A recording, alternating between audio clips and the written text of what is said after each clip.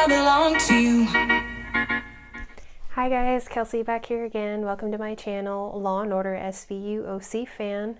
So in this video, I will be recapping and reviewing SVU's Season 23, Episode 8, titled Nightmares in Drill City. So in the beginning of this episode, we see these two girls in the sky. They're kind of texting with this guy back and forth. They're sending sexy pictures to him.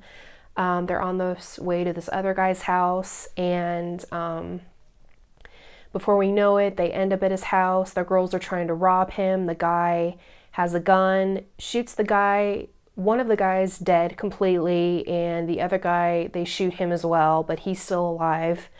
They shoot one of the girls in the leg. We come to find out her name is Tori, and she tries to get away, tries to escape, but then the other girl, she calls for the other girl whose name is Jasmine. She gets into the car with the guy and they leave.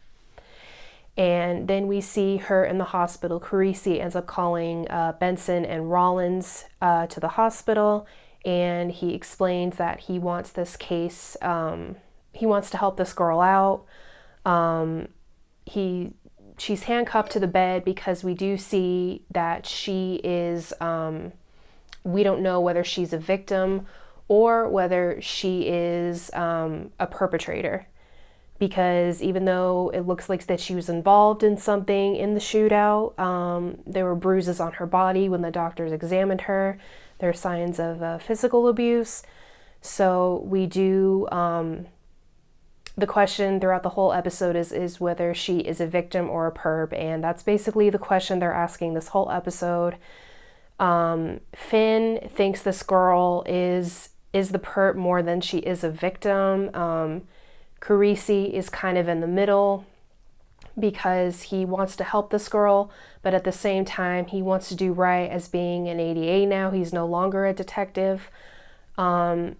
So Benson and Rollins talk to the girl named Tori in the hospital, and she's not talking very much. She's not saying, exactly what happened. She's scared.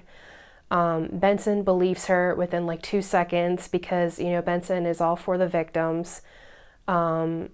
There really isn't a set story as to what happened, although interviewing multiple people, they do say that Tori is the one that, she arranged the shootout, she arranged the whole deal. Everybody's basically stabbing her in the back, basically throwing her under the bus, saying that she arranged this whole thing and that she should be punished for it. So then Benson tells Tori this, saying, hey, if you don't tell us exactly what happened, you're going to be going to prison for the rest of your life. So then Tori ends up making a deal whether she turns on this guy named G, who's also a famous YouTube rapper, but he's also been her pimp. He's been her pimp for several years, making her do things, having sex with these guys, abusing her. She's basically been trafficked. And her friend Jasmine has been the same, but Jasmine won't talk about it either. And you see the whole team is basically divided in the middle of who they should believe. Should they believe Tori? Should they believe G, this rapper guy? Nobody really knows. You see Velasco having a sympathetic side to Tori, and we hear him tell Finn that he has had a past with a gang, back when he was young, and he's been trying to do right ever since by being a police officer, trying to do the right thing. And Vin has his own past history with gangs as well. So Finn and Velasco, I think, are on the same page now. They didn't really get along before, but I think they do now. So then we see Jasmine is cutting a deal, and basically she's still saying that Tori arranged the whole deal, and Tori doesn't want to cut, she doesn't want to take that deal.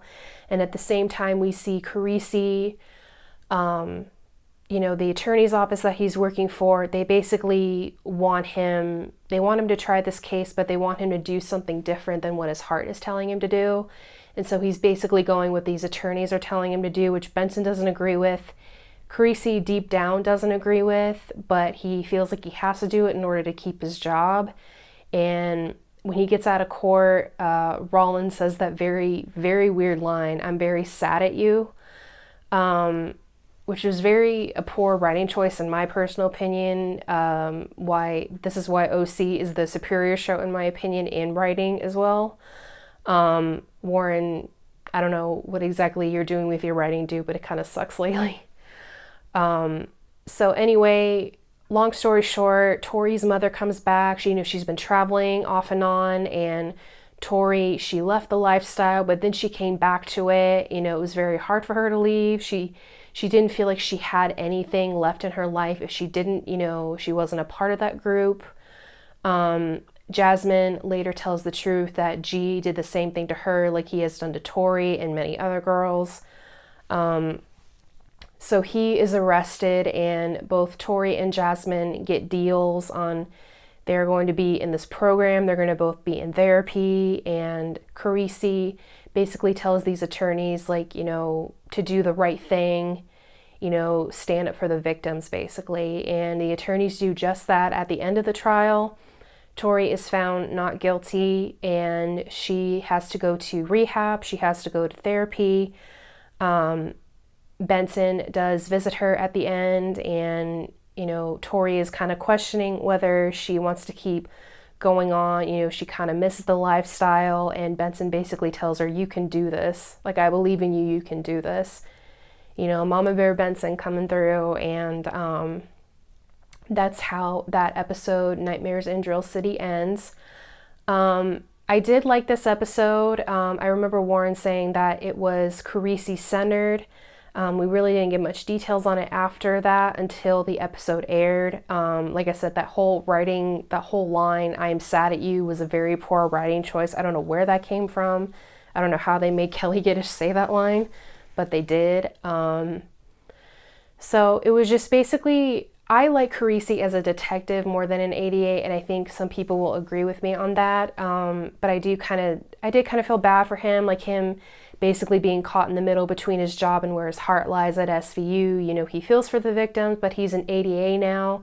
So, but he basically got these attorneys to come over to his side more and, basically stand up for victims more, whether or not that they're maybe the perpetrators or not. Believing the victims, standing up for the victims, getting all justice for the victims. So that's it for my recap and review, guys. Comment below and let me know what you guys thought of this episode. And as always, like and subscribe to my channel, and I will see you guys in the next video. Bye, guys.